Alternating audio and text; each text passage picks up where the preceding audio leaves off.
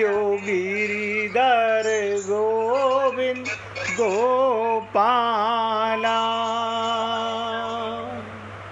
भजो गिरिधर गोविंद गोपाला भजो मुरली मनोहर नंद लाला भजो मुरली मनोहर नंद लाला भजो गिरिधर गोविंद गोपाला भजो गिरिधर गोविंद गोपाला भजो मुरली मनोहर नंद लाला भजो मुरली मनोहर नंद लाला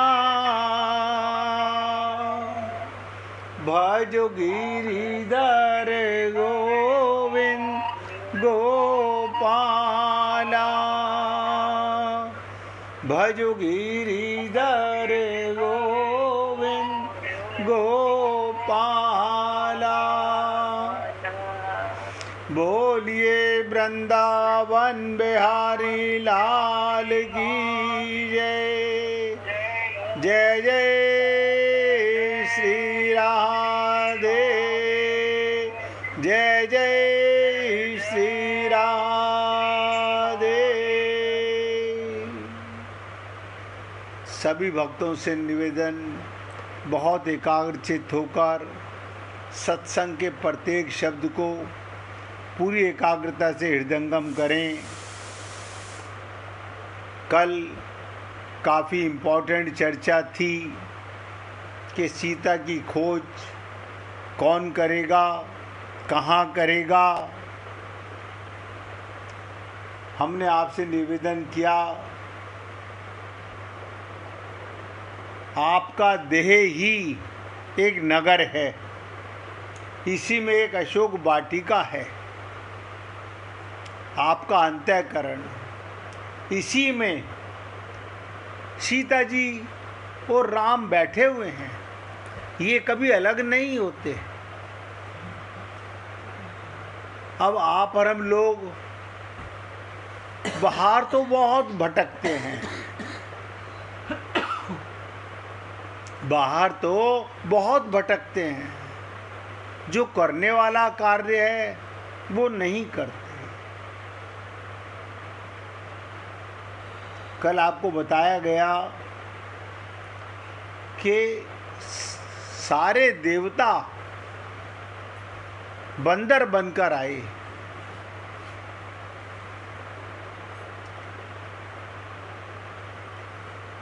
रावण को वध करने के लिए। ये लीला है। आप और हम लोग एक अहंकार को नहीं मार पा रहे, काम क्रोध लोभ को नहीं मार पा रहे। क्या वजह है हमें पता ही नहीं। कल आपने देखा सारे बंदर भगवान राम के चरणों में शीश नवाकर सबसे पहले आगे आगे भागते हैं। लेकिन भगवान जानते हैं कि सब्र किसमें है, इंतजार किसमें है। हनुमान जी दिखाई नहीं पड़े और हनुमान जी ने दूर से प्रणाम किया, यानी और सबने चरण छुए और समझ से अंत में प्रणाम किया। आप हम लोगों को इसका तात्पर्य भी समझना चाहिए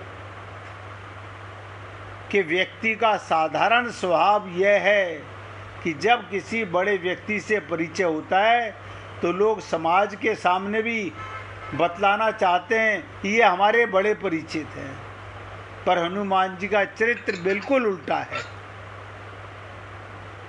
हनुमान जी का चरित्र बिल्कुल उल्टा। भगवान राम से उनका परिचय बहुत गहरा है। बंदरों के सामने वो दिखावा नहीं करते कि आप लोगों की अपेक्षा हम कितने घनिष्ठ हैं। यानी जो शंकर, जो हनुमान हर सांस में राम का सुमिरन करते हैं, ये राम को भी पता है और हनुमान जी को भी पता है। दिखावा किस लिए?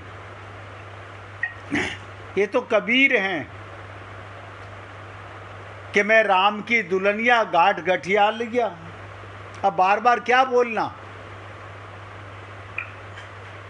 राजकुमार जी आवाज बंद कीजिए अपनी।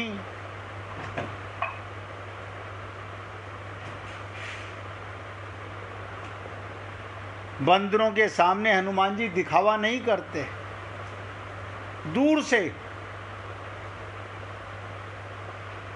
तो तुलसीदास जी से पूछा गया कि हनुमान जी सबसे पीछे प्रणाम करते हैं, इसका क्या अर्थ है?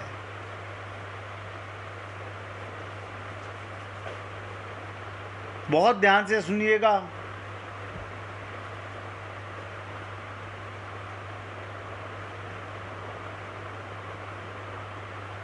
कि भक्ति की, शांति की खोज के प्रति उनमें सबसे कम उत्साह क्यों?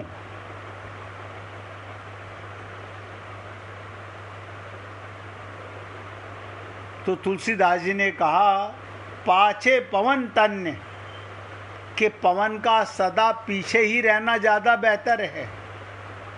अगर पवन आगे से चलने लगे तो अवरोध पैदा करती है, रुकावट पैदा करती है। हनुमान जी पीछे से भी दूसरों को बढ़ाने का बल देते हैं। ये बहुत आनंद की बात है। आप और हम लोग आगे बढ़ने के चक्कर में, आपने संसार में देखा होगा, प्रत्येक व्यक्ति प्रगति की होड़ में है, आगे बढ़ने की होड़ में रहता है। मन में आता मैं तेज दौड़ूं। कल मैंने कहा था ये तेज दौड़ने की रजोगुण का प्रभाव है। यानी अगर कहीं रेस लग रही हो तो अपने से आगे कोई जा रहा हो उसे अड़ंगी मार के गिरा देते हैं। कोई धन कमाने में उसे भी हम पीछे छोड़ना चाहते हैं, और किसी को गिरा के आगे बढ़ना ये तमोगुण के लक्षण हैं। लेकिन हनुमान जी के चरित्र में ऐसी कोई कंपटीशन नहीं है। वो दूसरों को पीछे से आगे बढ़ाते हैं। ये संत के लक्षण हैं। संत हमेशा यही चाहता है कि मेरे संपर्क में आने वालों को पहले भगवत प्राप्ति हो। कल आपको अयोध्या का प्रमाण भी दिया गया कि भगवान राम स्वयं कह रहे हैं कि तुमने 3 सिंहासन तुम्हारे सामने, तुमने कोई स्वीकार नहीं किया। किष्किंधा का राज्य तुमने स्वीकार नहीं किया, सुग्रीव को दिला दिया। लंका का राज्य विभीषण को दिला दिया। अयोध्या के राजपथ पर मुझे बिठा दिया। ये सारे पद तो बढ़ चुके। भगवान राम नीची गर्दन कर रहे हैं कि मैं तुम्हें कौन सा पद दूं? तुमने अपने लिए कुछ नहीं रखा। तो हनुमान जी ने झट कहा, उनके चरणों को पकड़ लिया कि प्रभु बस मेरे लिए यही पद, आपके चरण ही, मैं सदा आपके चरणों में रहूं।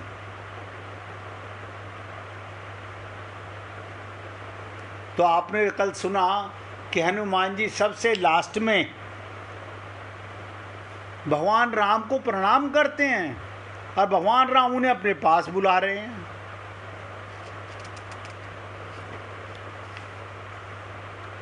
क्योंकि भगवान राम जानते हैं, आप और हम लोग सोचे इस बारे में कि शांति की खोज, सीता की खोज कौन कर पाएगा। संतों को तो लाखों लोग सुनते हैं, हजारों लोग सुनते हैं। भक्ति की खोज, सीता की खोज, शांति की खोज कौन कर पाएगा। जिसमें कर्तव्य होगा वो तो कर्म बंधन में पड़ा रहेगा, वो भला शांति कैसे पा सकता है। और जो अहंकारी है वो शक्ति के पास कैसे पहुंच सकता है। अहंकारी जा ही नहीं सकता। रावण चुरा कर तो ले गया, लेकिन भक्ति तो नहीं मिली, सीता तो नहीं मिली।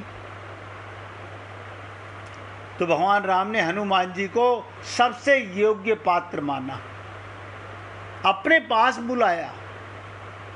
यानी बाकी सब तो स्वयं गए और प्रभु राम ने हनुमान जी को अपने पास बुलाया और उनके मस्तक पर कर कमल रखा और अपनी उंगली से मुद्रिका उतार कर हनुमान जी को दे दी। और हनुमान जी के कान के पास मुंह ले जाकर, देखो भगवान मुंह ले जा रहे हैं। प्रभु ने हनुमान जी से कहा, तुम सीता के पास जाना, उन्हें मेरा संदेश सुनाना, उनके पास मेरे विरह का वर्णन करना, उनको आश्वासन देने के लिए मेरे बल का वर्णन भी करना और उनका संदेश मेरे पास लौट कर सुनाना। प्रभु का चुनाव भी बड़ा अनोखा है।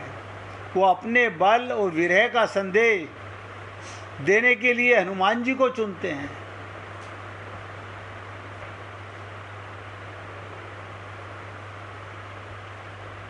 जब रामचरितमानस में आता है, समुद्र के किनारे बंदर अपने अपनी ताकत का वर्णन करने लगे। मुझ में ये ताकत, मुझ में ये विशेषता, मुझ में ये गुण। हनुमान जी चुप रहे। जामवंत ने उनसे कहा, सबने अपने बल का वर्णन किया, तुम चुप कैसे बैठे हुए हो।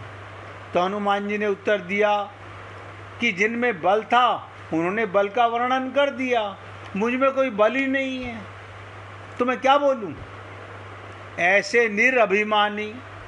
अब बताइएगा, भगवान ने कहा ना कि निर्बल बल निर्मल मन जन सो मोहि पावा। हम निर्बल बनते नहीं, निर्मल बनते नहीं, भगवान को कैसे पाएंगे। आप और हम लोग छोटी छोटी पूंजी, छोटा छोटा ज्ञान, छोटी छोटी अकल, उसी पर फूले समाते नहीं हैं, उसी पर अहंकार कर लेते हैं। यानी एक सांस का हमें पता नहीं है कि अगला सांस आएगा कि नहीं आएगा। जो छोड़ के जाना है उस पर अभिमान करते हैं।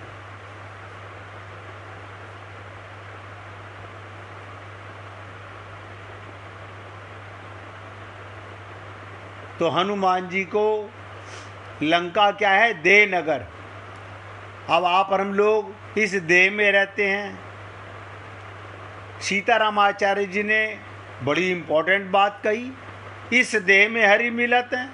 तो देह नगर तो सबको मिला हुआ है। सब ध्यान से सुनो, ये देह नगर तो सबको मिला हुआ है। और सीताराम आचार्य जी ने कहा इस देह में हरि मिलत हैं। लेकिन हम सीता को खोजने, जब सीता को ही खोज नहीं पाए तो राम को क्या राम राज्य बना पाओगे।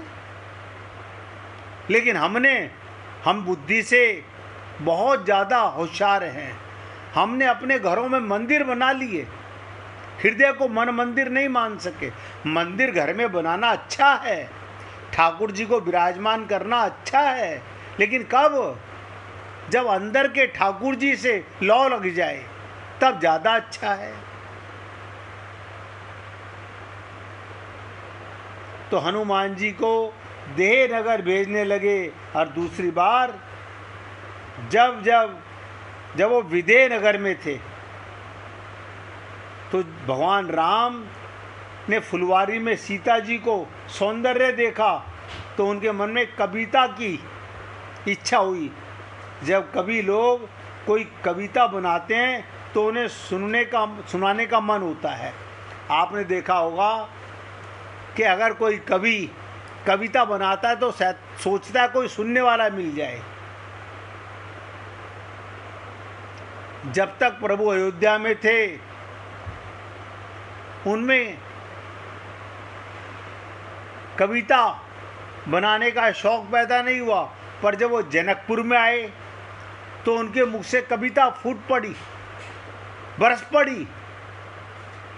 अब वो अपनी कविता किसको सुनाएं? अब आप बताइए। साथ में तो लक्ष्मण जी हैं, संत हैं, गुरु हैं। अब छोटे भाई के सामने अपनी पत्नी की तारीफ करना, या अभी तो पत्नी बनी नहीं, खाली सीता को देखा फुलवाड़ी के अंदर, सीता जी माँ पूजा करने गई, फूल लेने गई, तो लक्ष्मण जी को पकड़ लिया और कविता सुनाने लगे। रामचरितमानस में आया कि कंकन किंकनी नुपुर धुनि सुनी, भगवान के कानों में, तो लक्ष्मण जी के कानों में नहीं गई।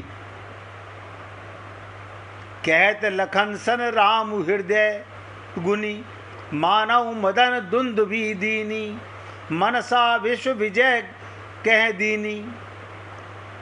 तो भगवान राम से रुका नहीं गया। छोटा भाई है, मैं उसके आगे क्या बोल रहा हूं, लेकिन भाव की बात है, उसमें और तो कोई था नहीं, किसको सुनाएं। और क्या कहते हैं प्रभु राम, लक्ष्मण ऐसा लगता है कामदेव, यानी सीता के चरणों में नुपुर सुनकर रहा नहीं गया। कामदेव वाद्य बजाता हुआ आक्रमण करने के लिए आ रहा है। कहने का अभिप्राय ये कि जब उन्हें संयोग श्रृंगार का वर्णन करना हुआ तो लक्ष्मण जी को सुनाया, और जब वियोग का वर्णन सुनाना हुआ तो हनुमान जी को सुनाया। यानी दोनों संत हैं, लक्ष्मण जी भी और हनुमान जी भी।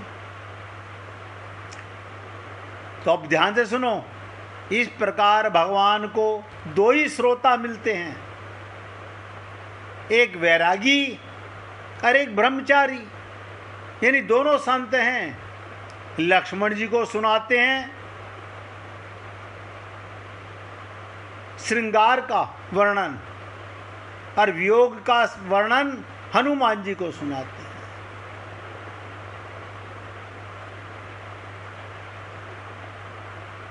साधारणतः देखा जाता है कि श्रृंगार की चर्चा उन लोगों से की जाती है जो रस के रसिक हों, पर प्रभु का श्रृंगार वर्णन विलक्षण संकेत प्रदान करता है। रामायण में सौंदर्य और श्रृंगार का जो वर्णन किया गया है वो विदेह नगर में हुआ, सौंदर्य का और श्रृंगार का।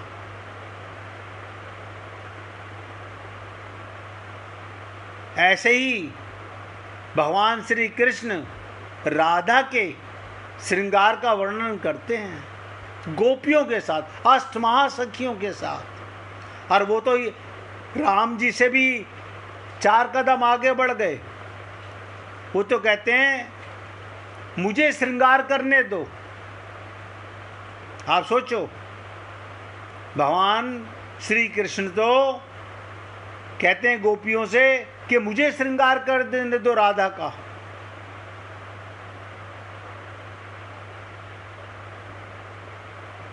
श्रृंगार जब देह नगर में आता है अनर्थकारी होता है, पर यदि विदेह नगर में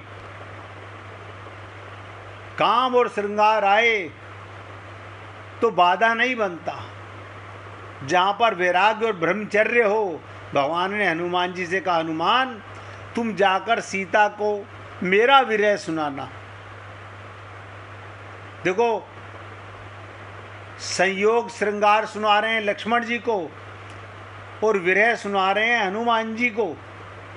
प्रभु ने सोचा जिसमें अपना बल होगा वो अपना बल सुनाएगा या मेरा। आप और हम लोग भली प्रकार जानते हैं, हम संत महात्माओं को रोज सुनते हैं अपने जीवन में, लेकिन उनके शब्द नहीं सुना पाते, हम अपने शब्दों को सुनाने लगते हैं। और जो बेचारा स्वयं विरही होगा वो अपना विरह मिटाने की चेष्टा करेगा या दूसरे की। तो हनुमान जी ब्रह्मचारी हैं, अपने आप में बल का अभाव अनुभव करने वाले हैं, अतः वो हनुमान ही दूत के रूप में ठीक हैं। याद रखिएगा, सच्चा दूत वही होता है जिसके पास अपना कुछ ना हो।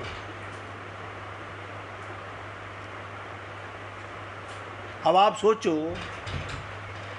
आप और वो लोग हमारे पास में क्या है अपना? कुछ भी अपना नहीं है। आप बताओ, जिसके सहारे ये सारा पसारा हमने खड़ा किया वो तो परमात्मा है। अगर परमात्मा अंदर ना होता, हमारे साथ ना होता, आप धन कमाते, परिवार खड़ा इकट्ठा करते, मकान दुकान बनाते क्या ना? लेकिन हम भूल गए, हमें अपना अभिमान हो गया, हमने किया, मैंने कमाया, मैंने बनाया, मैंने इकट्ठा किया।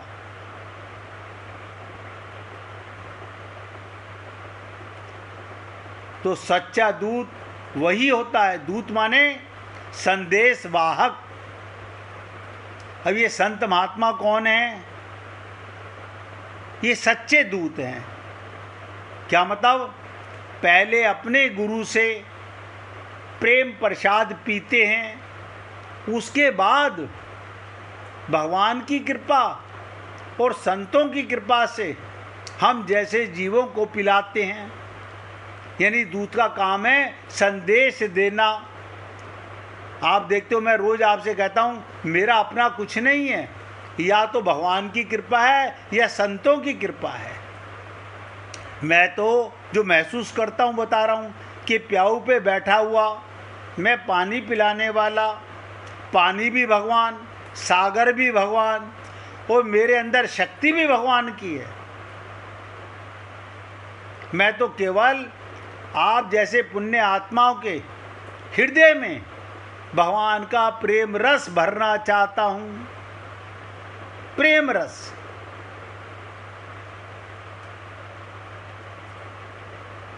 अब आपके और हमारे बीच में दूत कौन?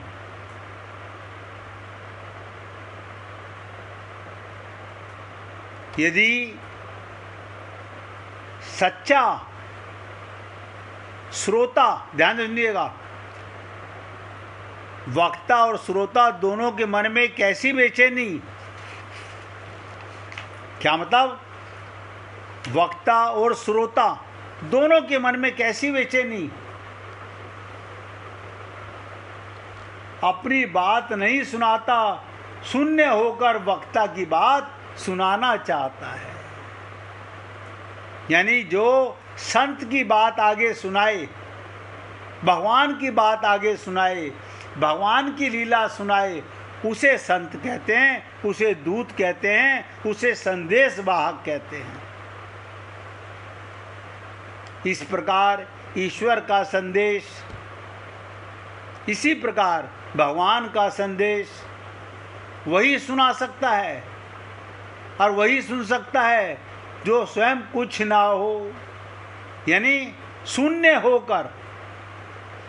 ध्यान से सुनो, आप और हम लोग शून्य बनते नहीं। हम लोग कुछ ना कुछ भ्रम पाले रहते हैं, अपने को शून्य नहीं होते, शून्य में ही प्रेम उतरता है। शून्य बनकर ईश्वर की शक्ति, उसकी वाणी, उसके प्रेम को प्रकट कर सके। हनुमान जी सचमुच ऐसे निरअहंकारी संत हैं। प्रभु उन्हें मुद्रिका देते हैं और कहते हैं, हनुमान तुम जाओ, सीता जी का पता लगाओ।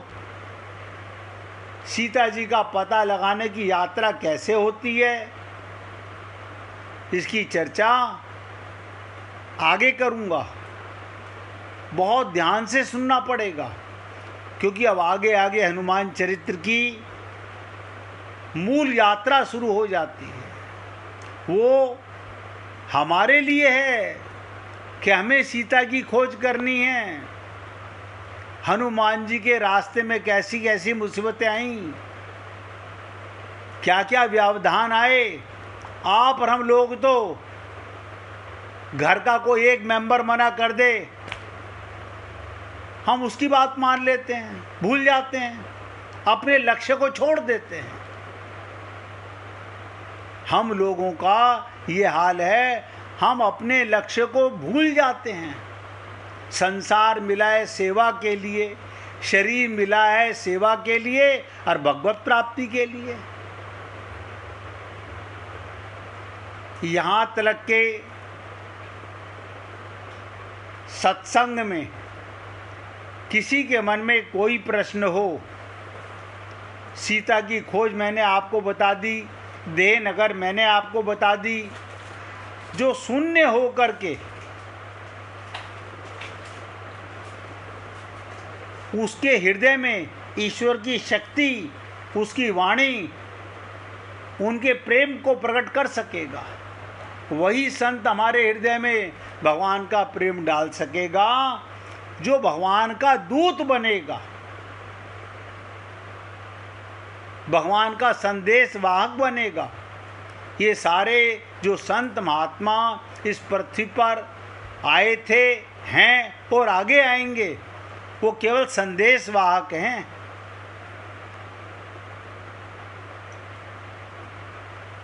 इसलिए हे पुण्य आत्माओं, निवेदन करना मेरा कार्य है।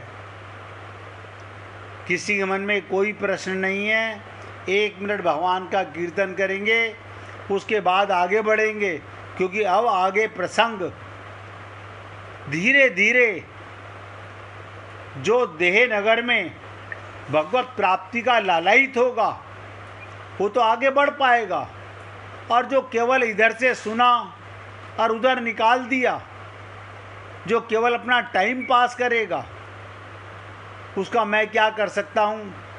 मैं तो बैठा हुआ प्याऊ पर भगवान का प्रेम पिलाने का अधिकारी हूँ। अगर आपके हृदय में प्यास होगी तो अमृत से तुल्य परमात्मा के अंश अपने को समझ पाओगे, सीता की खोज कर पाओगे। 1 मिनट भगवान का कीर्तन कीजिए। हरे कृष्ण